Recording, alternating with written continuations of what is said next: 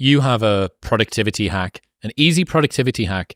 Instead of spending time getting in the mood to work, just start working. Confront the work. People think they need perfect conditions to start, when in reality, starting is the perfect condition.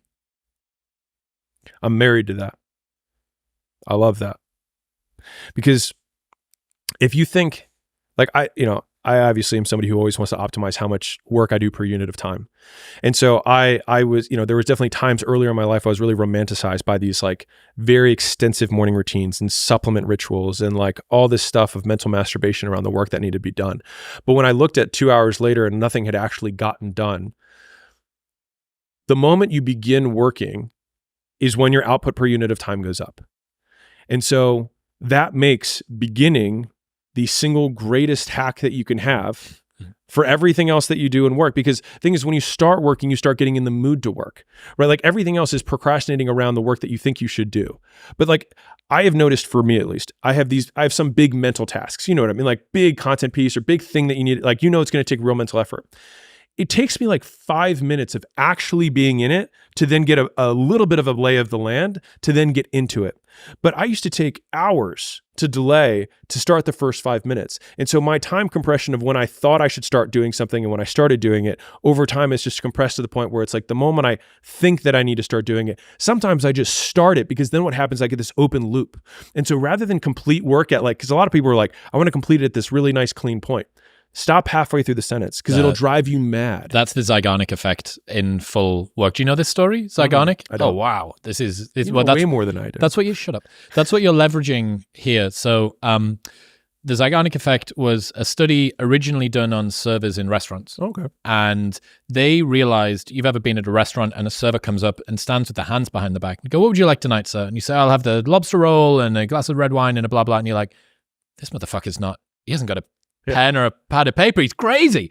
And then they go off, and what they realized was servers in restaurants were unbelievably good at being able to recall exactly what a table's order was while that table's order was still open. So guys in table 16, they want to swap the peas out for a little bit of extra rice, and they're doing this thing. Yeah. As soon as the table was closed, they couldn't remember anything. So this is an open loop, closed loop system, and it's built into the brain. The brain abhors an open loop. It's the same reason why Netflix cliffhangers at the end of every episode guarantee that you'll watch the next one, because you can't bear the fact. There's even novels in the dark romance genre that make guarantees that there won't be cliffhangers. They put it on the front or the back of the book, and they say no cliffhangers guaranteed, which is, people have so much distaste for it that it's a selling point that you get the closure at the end of it. Yeah. And finishing halfway through a sentence reduces the activation energy required to begin that sentence the next day, and it keeps it in your mind too overnight. So I think, whether you've stumbled on it or whether you knew about it, you've managed to leverage a pretty powerful piece of psychology there. Sick. Going back to the work thing, another one from you that I absolutely adore. It just takes work, shitloads and shitloads of work. Every time I try and dress it up or cut a corner, I get brutally reminded the work just needs doing. The work doesn't care who you are. It just cares that it gets done. I'm actually going to reverse quote David Goggins on this one. But I love this quote that he has, which he says, "There's no shortcuts for you, David," or "There's no shortcuts for you, Goggins." I heard him say that, and I just love that as a refrain, which is that a lot of people look for a shortcut. But the idea that you say, like, they're not for you, you don't get to use them, you are immune to shortcuts. I just love it, because then it just further shortcuts the path to the work that needs to get done. And I wrote that tweet on my, 11th run of this presentation that I'm doing, because that's a recent one. Yep. And so it was like 11 o'clock at night. And so right now I'm working triple shifts, which is not common for me. I usually do 2, not 3. So for me, a normal work day is like, I wake up, I start working at 6 or 7, and then I go until about 6-ish. So it's like 10 to 12, really concentrated hours work. And that I can do 6.5 days a week. I usually take Saturday afternoons off. And it's really just because at that point, I can't work anymore and my brain's stew. And then I get my 1/2 day and then I'm good to go. And I'm rearing to kick on, to work on Sundays. My triple shift is I go to dinner and I come back at 7:30, and then I work from 7:30 until 11:30 or 1 or whatever, right?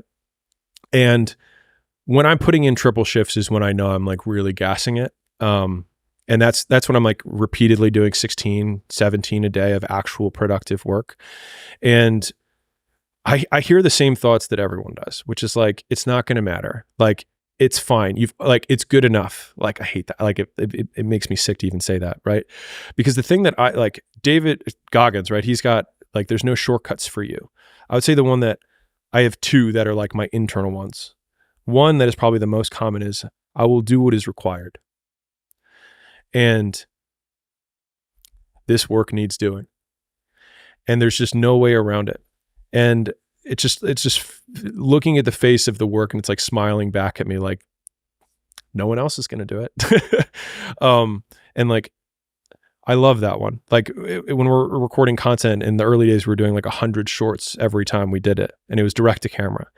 And it was the only time I could fit it in with all the portfolio stuff that we're doing. And so it was always like, I will do what's required. And that's been a really helpful refrain for me when I'm confronted with, especially when you know what needs to get done.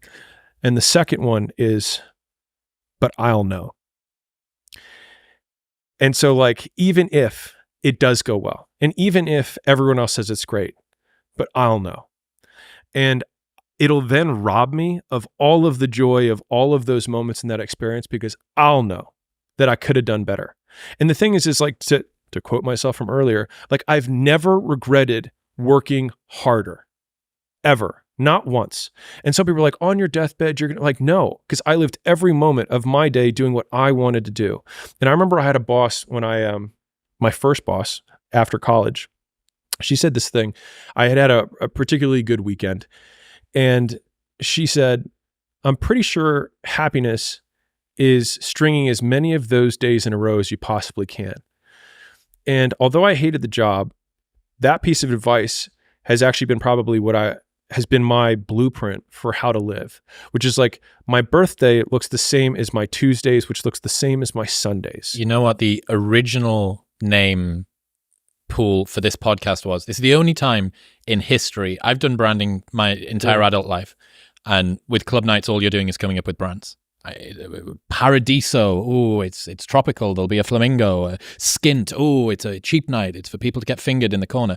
Like, all I did was branding, right? I was the branding guy. I'm pretty good at copywriting. All I did was branding. The one time I've had divine inspiration, 3 a.m, wake up with the name, was Modern Wisdom. The one time out of every business, every night, every brand I've ever come up with, that was the one time.